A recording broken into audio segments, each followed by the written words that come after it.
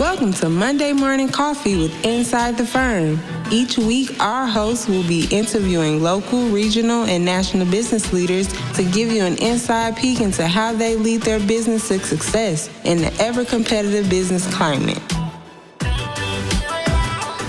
Welcome to another episode of Monday Morning Coffee with Inside the Firm. I'm your host, Lindsay Fox. I'm here with Greg Hale from Hale TiP, which is technology in practice. Welcome, Greg. Thanks for coming on. Good morning, Lindsay. Thank you.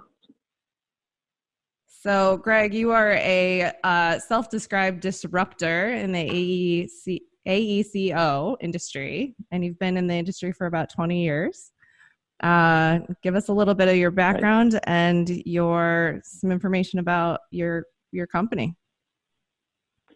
Yeah, so I've been around for quite a long time. It's kind of the earmarked 20 years. Started out coming out of civil engineering school of the University of Nevada, Reno.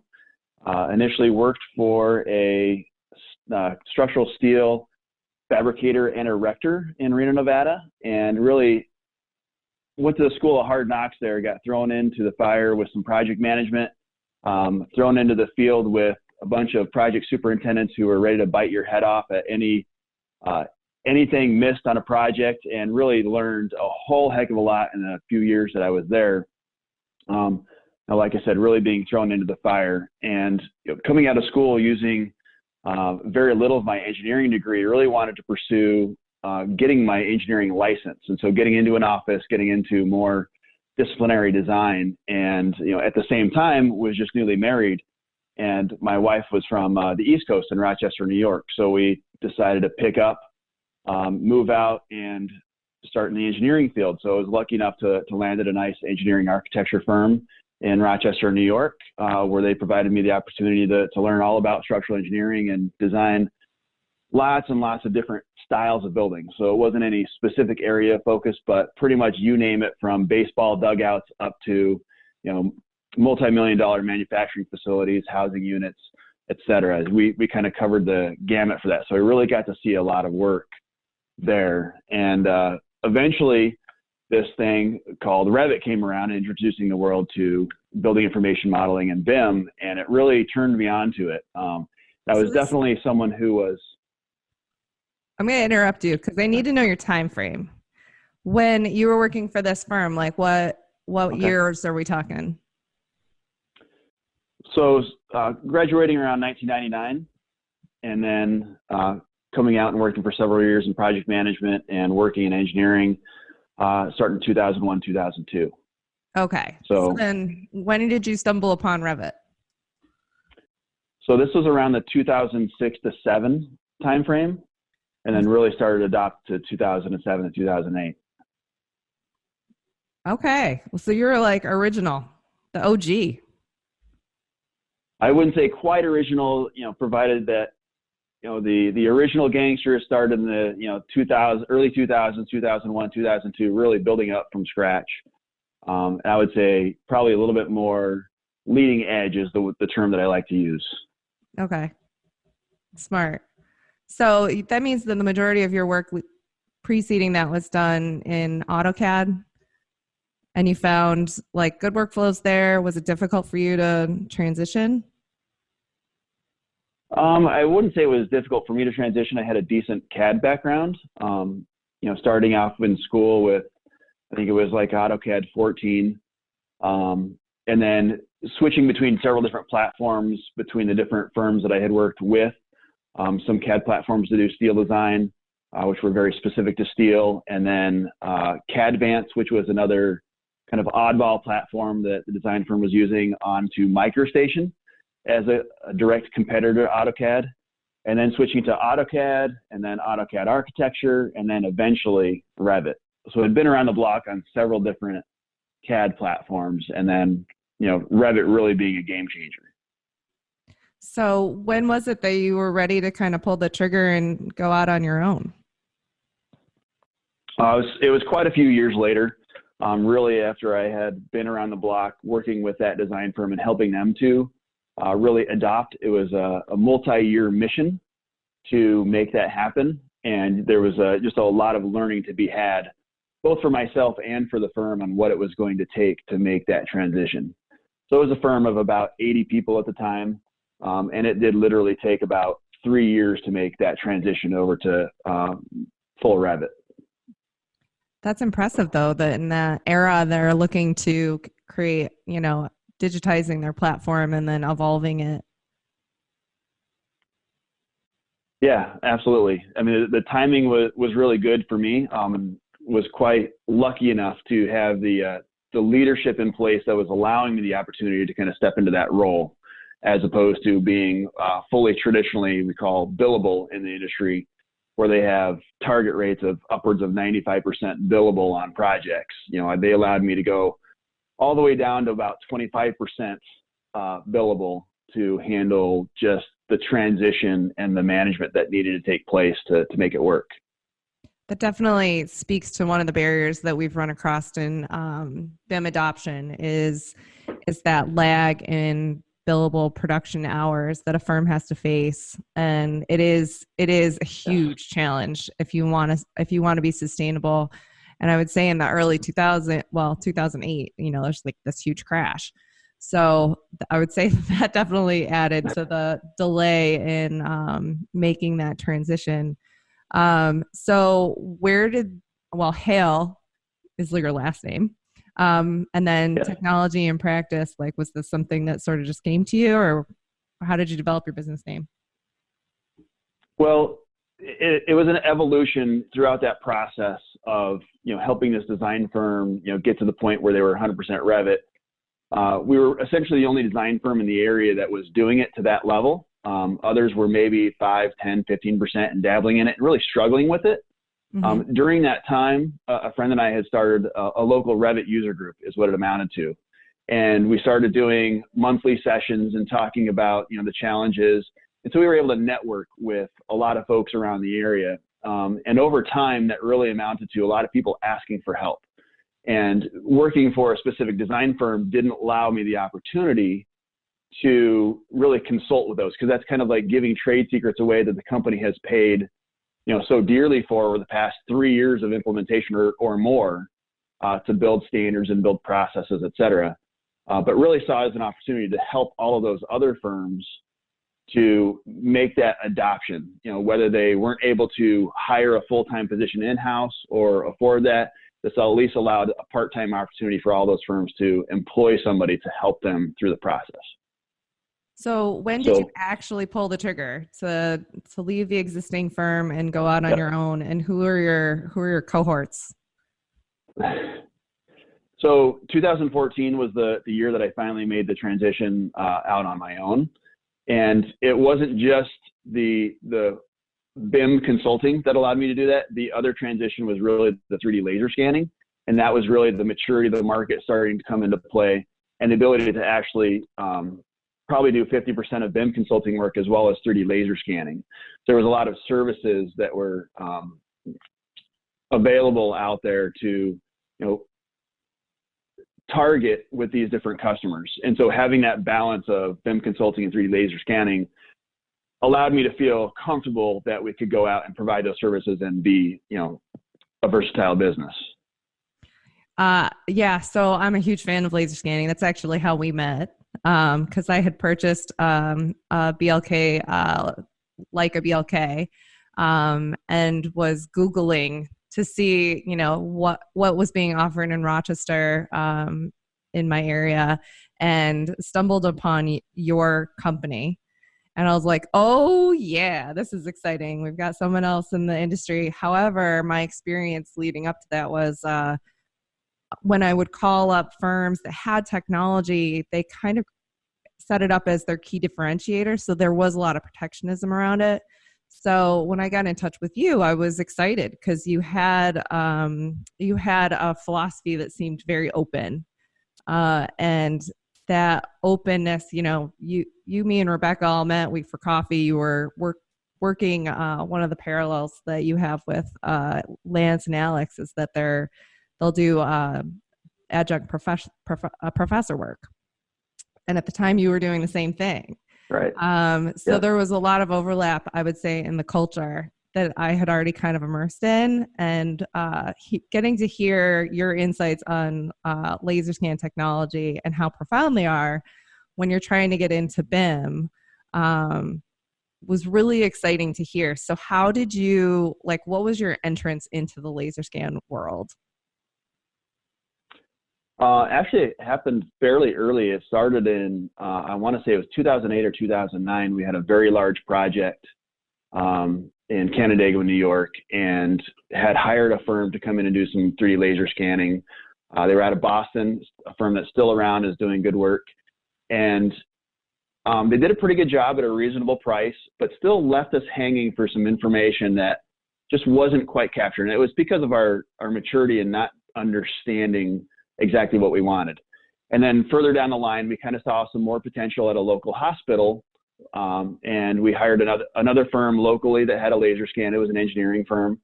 And these guys went out and they laser scanned, and they did a great job laser scanning. And they also were going to hand over a BIM model, and they left us sorely lacking in, what we really wanted out of that building information model. And when you look at it, you go, you know what? I can operate that piece of machinery. It's not that hard to laser scan, but I really know what to do with it. And so that was where there was a lot of industry professionals out there offering laser scanning services, but they didn't have the industry background to make good 3D BIM models. Yeah, so the laser scan data in itself is powerful, but what we're looking for in the BIM industry is that downstream value, and creating a building information model that can provide the data and the analytics around that data, I think, is what really is revolutionizing the industry. Agreed. Yeah. So the laser scan operator. So this is kind of one of those key pain points that we have is laser scans can be specified as contract provisions. However, if you're a stakeholder or owner and you're specifying this provision, do you feel it's important to understand the key deliverable out of that provision? And what would you say that is? No doubt. And that can vary all over the place. To kind of, reframe the question a little bit is, we get asked on a consistent basis, we have we have a project, we think it needs laser scan to get field measured. It's 100,000 square feet, what's your cost? And typically our response is, well, what are you trying to do with those measurements? And there's such a wide variety of what you can do with those measurements, whether it's just building an architectural model to understand walls and ceilings, up to, I need to understand the floor flatness of the space, or, well, we're actually going to demolish, half of this building. A lot of these things kind of vary in the areas of focus. And so you can change around the scope of work for the laser scanning. And when you don't understand that, it just becomes a survey work, right? We're going to go measure it, and then we're going to hand you your measurements, and we may not get the exact thing that you need, or we may not focus on the right thing. So asking the questions why is that main key question you need to ask clients turning around. And that's, very often they don't know what they're asking for. So you have to help them along that line of saying, well, why are you intent on getting these measurements? So to be a thoughtful consumer of laser scan and BIM technology, would you say that the operator of the laser is paramount, important kind of stuff, or can anybody go out there and laser scan? I would say anybody can laser scan, but not everybody can do a great job because they don't know what the data is being used for. So, an engineer is going to look much differently at a building than an architect might, right, for those features. And I'll even, be quite honest, we had a historical preservation job recently and had a scan crew out there, and someone who didn't have the same kind of background. There was a scan of 3 or 4 people, or a scan crew of 3 or 4 people. And one of the scanners made the comment, like, man, now that I've gone through and I've actually modeled all this geometry and we've talked through all this process, I think I would have scanned it a little bit differently, because I know now, what I should have been looking for, some of these little details, and it's just a matter of repositioning the measuring tool to a different spot to capture that thing that you really need. So having a different eye on what you're looking for. And that's where, when you hire a surveyor with a laser scanner, they're going to have a much different eye to what they're going to scan versus an architect or an engineer or fabricator, you name it. Someone's going to have a different use case for it. Exactly. And starting to get the information out there to the consumer market and saying, these are the things you're going to want to look for and ask for, and then be very clear in your contract provisions as to what your goal is for the information that you're hiring to be captured. Seems to be a huge thing. And then I wanted to know from you, what's it been like running your business, and how? So you've been in operation since 2017, you said? 2014. So we are a full 6 years into it. And it has been a roller coaster for sure. It has been a challenge. From a rough start, getting going, and up to 12 employees. It's been a long haul, and it's quite honestly a lot of hard work and effort going into it. But early on, we started off. We had we thought we had a really good start. We had some stuff lined up before launching the business, and it was a kind of a standard design project that still had a couple years to go in the process. And that project ended up getting delayed for at least 6 months from the get-go. So my safety net fell out from underneath the business startup within a week of starting and opening the business. So we were really forced to go out and market and do a lot of lunch and learns and do a lot of marketing with folks just to get the name out there. And then it took a lot of patience and time to let the opportunities come at that point. So just because you present yourself and the fact that you're available to do work doesn't mean that there's work immediately available for that specific task. So then you have to, once people know your name and know you're available to do these things, then you have to wait for those opportunities to come. And it's all timing. Yeah. So you've got to build into your business plan and your financial model. Like I was listening to how much capital you need to make these, because you've got to build in the lag. So once you create a service, you have to wait for existing owners or businesses to recognize you, and then transition. But that takes, you're going to be have a little bit of a burn rate, I've noticed.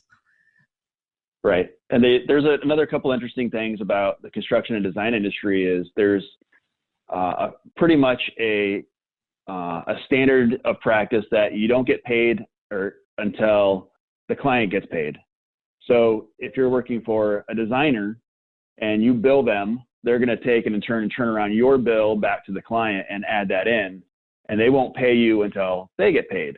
And if, for instance, they have a project manager who's not so good about billing, and maybe it's a couple months down the line before they actually send their client the bill, then you're still SOL, and you're still waiting for them to bill their client in order for you to get paid. And they're staunch, and there's just industry practice that they won't pay you till they get paid.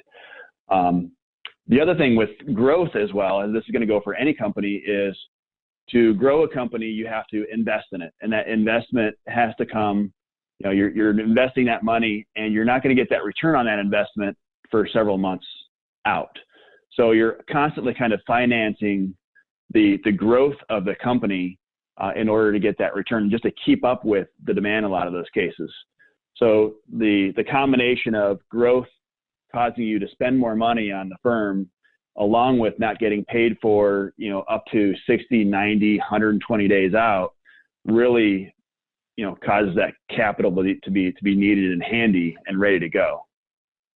Yes, I have felt that. And I felt you and I have spoken about that balance of having employees that provide you the capacity in place to do the work that is coming, so that you're prepared. And then striking that balance, I actually found that that actually happened a couple of years into my business. And it's an uncomfortable place to be. But if you don't go there, you're never going to get there. So knowing, right. I like this platform of Inside the Firm, because there's always been sort of been what are the pain points? What are the things you have to be prepared for? And there is a bit of mentorship that is built into having guests like you on. And I think that it's great. Like, did you have a board of advisors or a panel of mentors that you relied on when developing your business? Well, I will say we had done a little consulting. We were lucky enough in Rochester to have a group called 10. So it's the Entrepreneurs Network. And, we went through a couple of classes to talk about that entrepreneurship and the things that you need to have in place. And it was a little more vanilla than I had hoped. It's not necessarily industry specific. So they didn't know, the pain points of our industry. And it was helpful in a lot of ways, but not as helpful in others.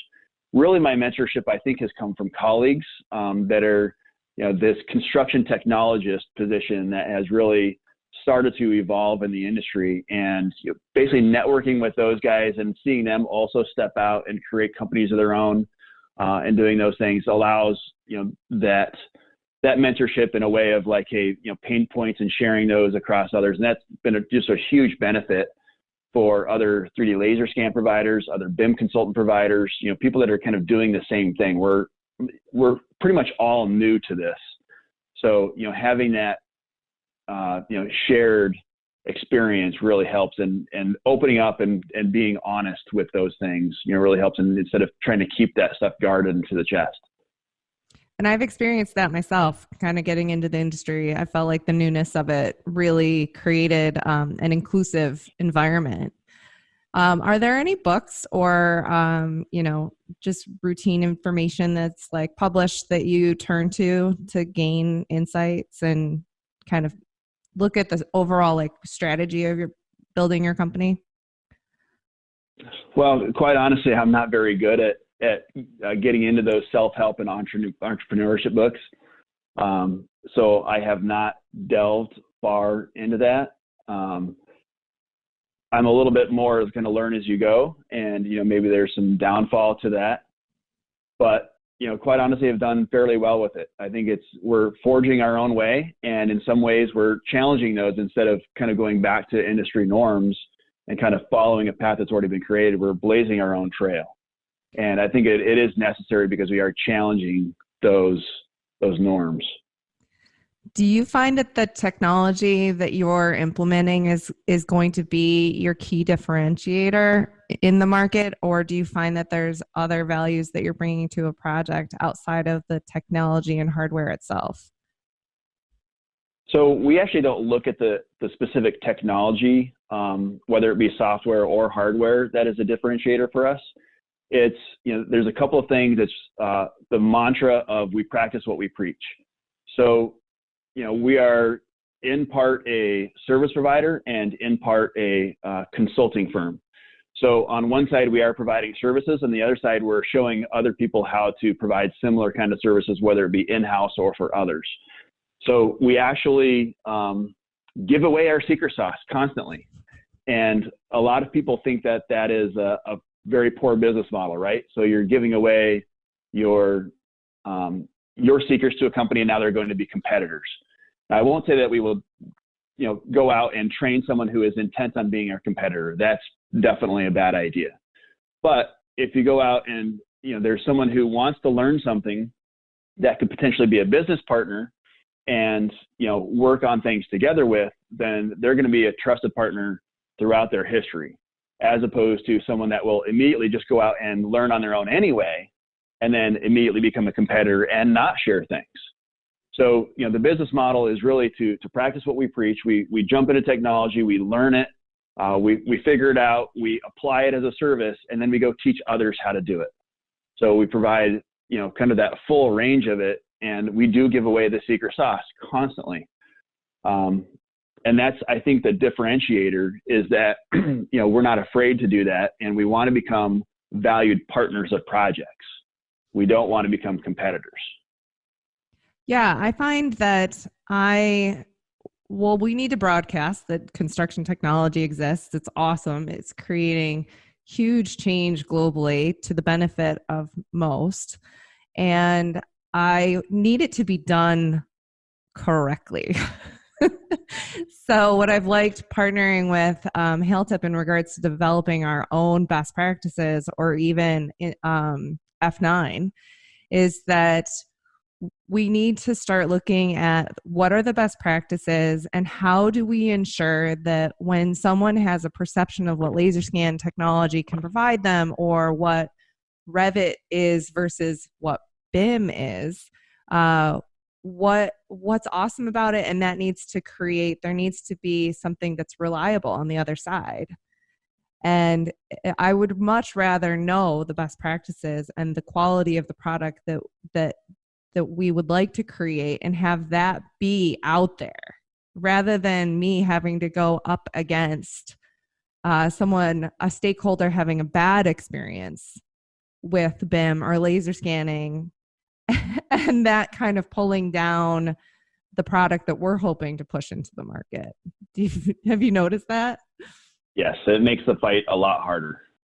Yeah. For sure. So I think it works, but I do think that there needs to be moments where we're finding other key differentiators that are outside of the technology itself. I've noticed is not going to be enough. We need to know need to have people in place to use the technology and then a process behind it that creates value. Yeah, I think the other piece to it as well, and we see this, with technology in general, is that we have to be ready to adapt to the change. It's not so much the specific change itself, it's the fact that we've learned to adapt to it and become good at it. And this is where a lot of people struggle. They don't adapt to the change very well. So, it can be a pretty difficult business proposition to tell somebody, hey, we do think it's the right thing for you to do to transition your company from, let's say, an AutoCAD to a Revit or some other platform to a Revit, but it's probably going to take you 3 years to do that. And that costs a lot of time and effort. And so like the business model behind that financially doesn't look good, but it becomes almost a survival piece. Like if you don't do this, you will not survive. Mm-hmm. So being ready to adapt to that change. And then when you're done with that 3 years, by the way, the technology is going to change and you're going to have to continue to change to keep up with it. So we've become a firm that's very good at adapting to that change and then helping others adopt to it. And that is more the business model than the specific technology itself. I know I've had calls where I've called you up and you're like, oh, haven't you tried this software yet? I'm like, oh, don't tell me I've got to learn another one. And your response is fantastic. You're like, nope, you're in construction tech. Just acclimate. And my one of my jokes is that working with technology is like working with children. You have to have low expectations, high standards, and infinite patience. Because I know that the capabilities exist within the software, but sometimes it's temperamental. And you gotta set your expectations. Well, maybe my laser scan won't turn on today. Maybe I'll do a practice run before I go out to that very important field scan. And that's where I set my expectations. Nope, I definitely am going to practice in my office before I head out. Yeah, and I definitely have my moments where I find myself being the curmudgeon that is saying, oh man, I just don't want this to change on me again. I just got this all figured out. But then I have to keep myself in check and understand that, yes, I am a construction technologist now, and I have to, continually keep up to speed with all of it. It is. It's a different headspace that helps you, I think, manage the pace. I think that there's some incredible amount, 500,000% more technology investment into the construction industry in the last 5 years than the last 100. Finally, I know that construction and the industry in itself is in the bottom of digitization and the adoption of technology, the bottom of everything. It's under agriculture. And so, now there starts to be this influx of technology because of that we're like the construction is like the last holdout. And so agreed. Yeah. So now there seems to be an influx, and even as a technologist, to try and sort through your opportunities and like what the best practices are, but also what the hardware and software and the support system behind you is actually, I would say, a value. Do you find when you're working in your consulting space that you are actually working as a filter for potential software hardware adoption for the firms that hire you? Oh, that's definitely a great question. Absolutely. They really don't want to have to go through the hard work of figuring that out. And that's where we come into that space and say, you know what, we've tried this, we've tried that, and based upon our experience with all those things, here's what we recommend. And again, that kind of falls back to, we practice what we preach. We've tried this out for your particular use case. It doesn't really work. And now I call it getting rid of those speed bumps.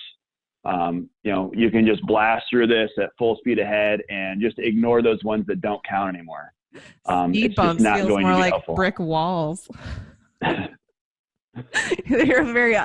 like a very optimistic analogy you just put out there. Like, it does not feel like a speed hump, especially when I was looking to like branch off into the construction industry. I never thought I was going into construction tech. If someone told me, 5 years ago that I was going to be a construction technologist, I would say you're insane. But I think what's great is that the technology really is compelling once you've taken that deep dive. So I think it's great that you literally just called that a hump. I gotta guess that at some point in your career, like, that felt like a brick wall.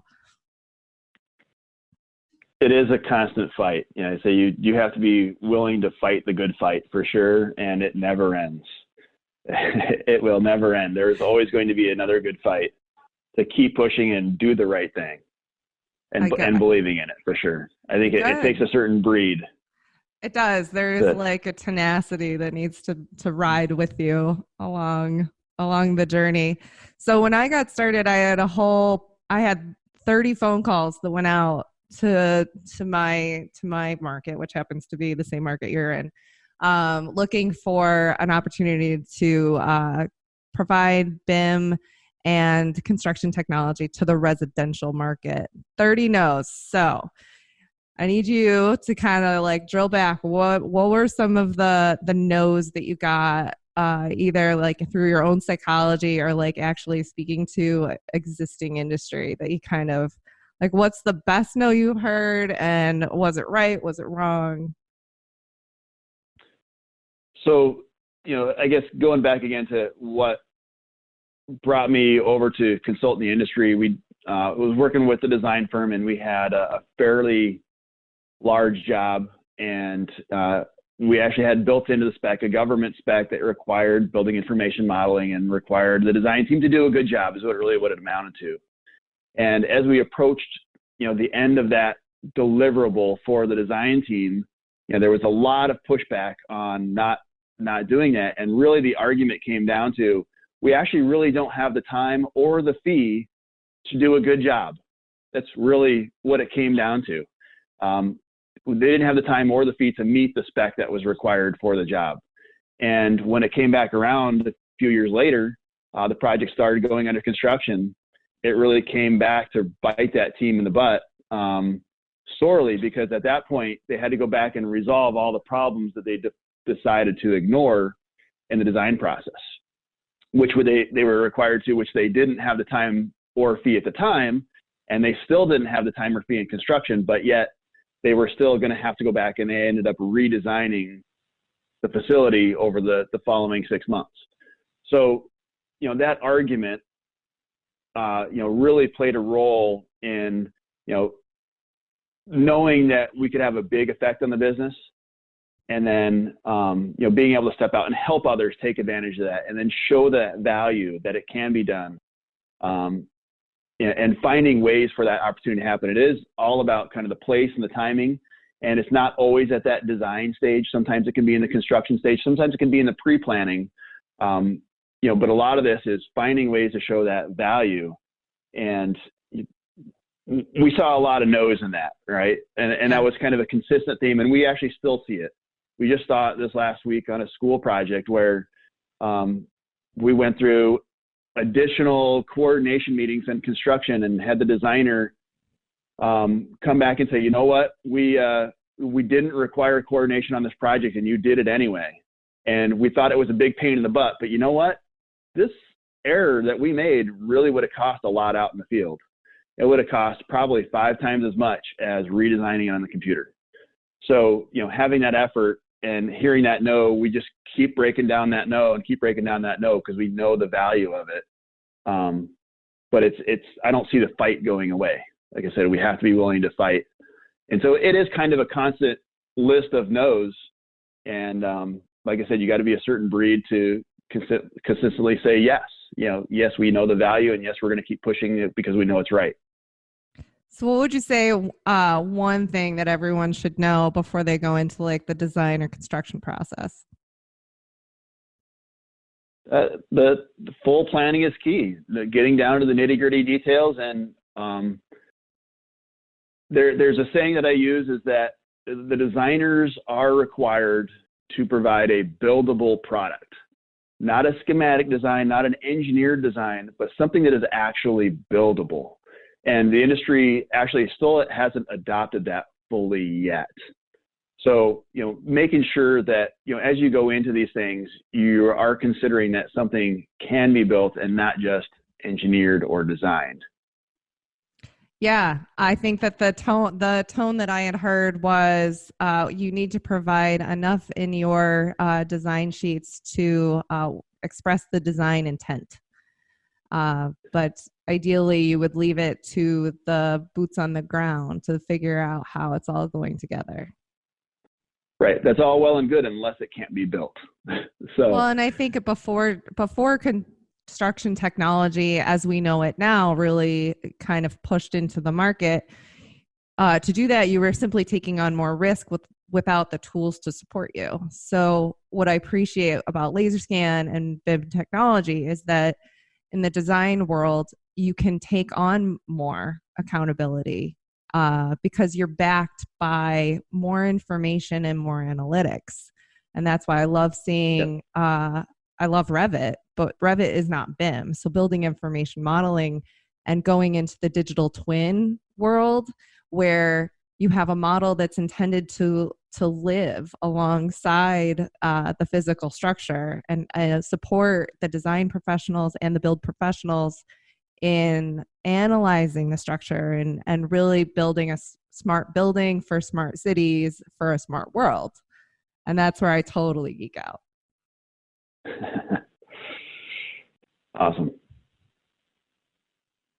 Do you find that in your business, you're you like, what are you doing to create balance and diversity in your culture? Because I find construction and technology really requires a diverse and broad perspective. Yeah. So, for balance, there's a couple things we do for our team. One thing we've kind of set here for our summers is summer hours. It's not terribly uncommon in the design industry, but allowing teams a lot of flexibility. We were by all means ready for the pandemic and allowing people to work from home. Everything is, pure laptops. Everything is pure cloud-based systems. So we don't have servers in our office, and everybody can pretty much pick up and go and work from wherever they're at with power. So, that was one bit of flexibility. And we have a fairly diverse staff, several women on the team, and they help bring some different perspective to it.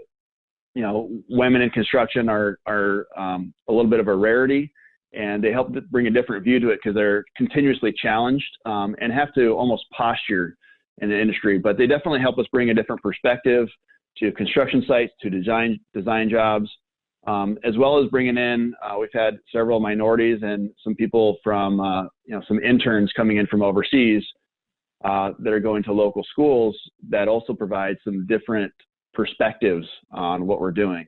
World perspectives, yeah. Yeah, some different world perspective on this, and a lot of it is excitement too. So I know you need some enthusiasm to break through the walls or get over the speed humps, as you said. yes. All right, so we've got to wrap up. We're closing. We got to. I want to follow up with one last question, and that is, what's your stack? What's your software, hardware preferences? And then I wanted to get into a little bit. You said your laptop versus desktop. What are some important hardware specs if you're going on the laptop route? What are those specs you need to build in if you want to be in the laser scan and the BIM world? Gotcha. So I'll start off with some of the hardware. Like I said, we outfit everybody with laptops. We pretty much buy the most powerful laptop we can buy at the time, and that continues to increase. You know, every few months there's a new processor, there's a new chip, there's new something. So we try to basically max that out for our technicians. And you know, in a laser scanning industry, in a laptop right now, you can pretty much only fit 64 gigs of RAM in a laptop, which is enough to handle just about any job. And it may not be able to handle as much as, you know, a really beefed up desktop, but it by all means keeps them up to speed with that. So 64 gigs of RAM, or however much you can put in a laptop, it's really helpful. And then also something that gets overlooked is the speed of that RAM. So you can buy different levels of speed, and in the laser scanning industry, it does make a difference, whereas in other industries, it may not. So buying the fastest, largest processor, the fastest, largest RAM. Same thing with the hard drives. We're using NVMe hard drives for the fastest possible transfer rates. And it does make a difference coming down to just daily tasks of copying one file from A to B.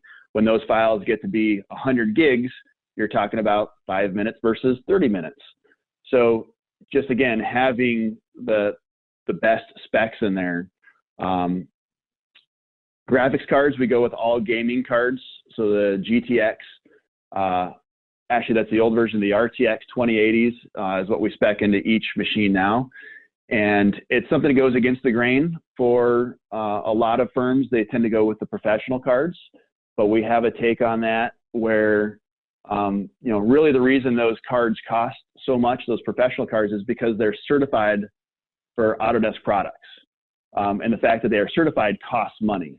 So they in turn turn that cost around back to the consumer and charge you for having something certified. However, the gaming cards are moving faster than the professional cards, and they're getting updated faster and are by all means just as good. So we are recommending that firms go with that, but it does also require that they have the right chassis for that laptop or for that desktop to be able to accept those gaming cards. So it's all about the bigger picture and looking at that and going for the fastest possible there. And the fact that we need to be mobile really dictates that we're using laptops. And by all means, we're typically much faster than the firms that we're working for with regards to hardware. For software, we kind of have an endless stack of software, and it's always changing. You know, Revit really is the core platform which enables so many other things. So that is, you know, kind of baseline, and it's the AEC subscription suite that we dial into. We are big into BIM 360 design for collaborating on Revit projects. We use that internally for our team as well as working with all of our clients. So it allows us that flexibility to not to have to pass files back and forth. So that's really our core day-to-day platform. We are heavy into Navisworks still. We're heavy into BIM 360 and consulting a lot with that. For the laser scanning, we are into Faro products. That is just a means of, that is the product that we started into, and we have continued that path in that ecosystem. We think there's a lot of other good scanners out there that we may venture into, but now we are probably more than knee deep into that particular ecosystem. We have DJI drones. We use Pix4D for photogrammetry. We're starting to use capturing reality for some more photogrammetry, which is just a really impressive tool. It's like I said, it's kind of endless, and people ask me, hey, have you tried this product? And the answer is usually yes. We usually try just about everything. But at some point you have to make a decision for a purchase, and then your decision is not likely to change for at least another year till you're going to buy into another product. So you really want to handle those pretty carefully, that product is not going to go away. Another good one for a plug is Struction Site. We've had a lot of success for construction photography with that platform. And there's certainly a lot of subscriptions that we have as well, monthly subscriptions to different software platforms. Yeah, and so, I would say that stack is pretty heavy. And if you're a firm and you haven't really put in your digital strategy yet, that I have found that working with firms that are specializing in digital technology services for a time being and partnering to bring that consultancy in provides you an opportunity to find the best fit for your particular needs. So if people needed to reach out and wanted to get more information, how can they find you? Sure. So by all means, social media, you can find me on LinkedIn, Greg Hale. You can find me on email, ghale@haletip.com. You can reach out to our website, www.haletip.com, and look at some of our past projects and find some more contact info there. And that should about cover it. Awesome. Well, I love that you took the time to chat with us, and I really think it's been a great learning experience for me to work with you, and I'm excited for others to kind of hear what you're doing, hear what we're doing in the construction technology space. So I really appreciate it.